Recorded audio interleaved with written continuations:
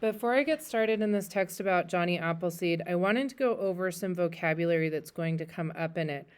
The first word that we're going to see, as far as words that I want to talk about, is the word orchard.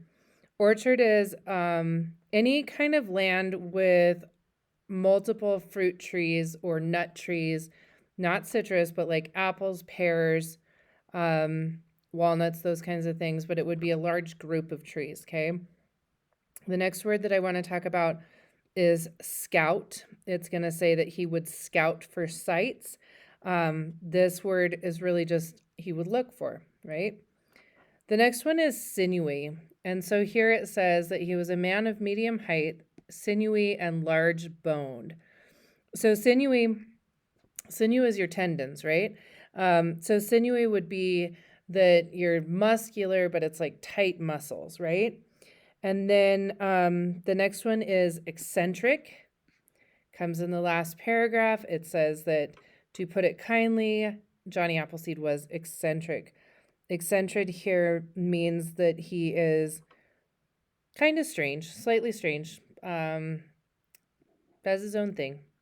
Okay, vegetarian, most people already know that one, but that is somebody who eats food from plants only. So they're not going to eat animal-based products. They're just going to eat like fruits and vegetables, nuts, those kinds of things. The next one is it said that he showed kindness to animals and befriended the Indians. Befriend, just pretty obvious, but wanted to make sure we touched on it, that you become friends with. And then this last bit of the last sentence, it says that he had two extremes, the rugged frontiersman and the gentle humanitarian. So rugged frontiersman, he was strong and determined, but gentle humanitarian meant that he was kind of a do-gooder. He cares about human welfare. So, keeping all that in mind, let's go ahead and read about Johnny Appleseed, an American folktale. Legend says that Johnny Appleseed slept in a treetop hammock, played with a bear, and even had a wolf as a pet.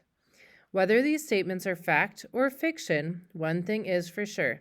Johnny Appleseed is a great American hero. Johnny Appleseed's real name was John Chapman. He was born in Leominster, Massachusetts, on September 26, 1774, the son of Nathaniel Chapman, a farmer and a carpenter. Growing up on a farm, John loved helping his father with the work. John spent most of his time in the apple orchard, where he'd tend to the trees and pick apples during the autumn harvest. Wagon trains on their way out west would pass through the farm. John would sit for hours, talking to the drivers, learning that the soil out west was good for growing trees. He dreamed of going west himself, but his father tried to discourage him, saying there were no apples out west. To this, Johnny replied, "Then I will bring apples to the people there. I will plant all kinds of apples, red, yellow, and green." In the early 1800s, he wandered what was then called frontier country, planting apple seeds and helping to make the wilderness a home for the advancing pioneers.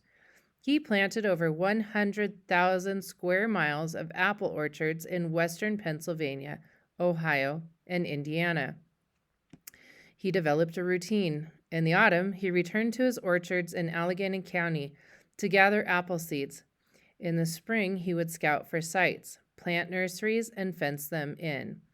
In the summer, he would repair fences and nurseries he'd established earlier and find a local agent to tend the trees. He would then be ready to move on and start the whole process over again. By 1806, John Chapman had been nicknamed Johnny Appleseed, and legends about him began to spread locally. Many settlers told similar stories of his appearance after welcoming him into their cabins for a meal. He must have been quite a sight. Their stories describe him as a man of medium height, sinewy and large-boned, with dark hair down to his shoulders and bright blue eyes.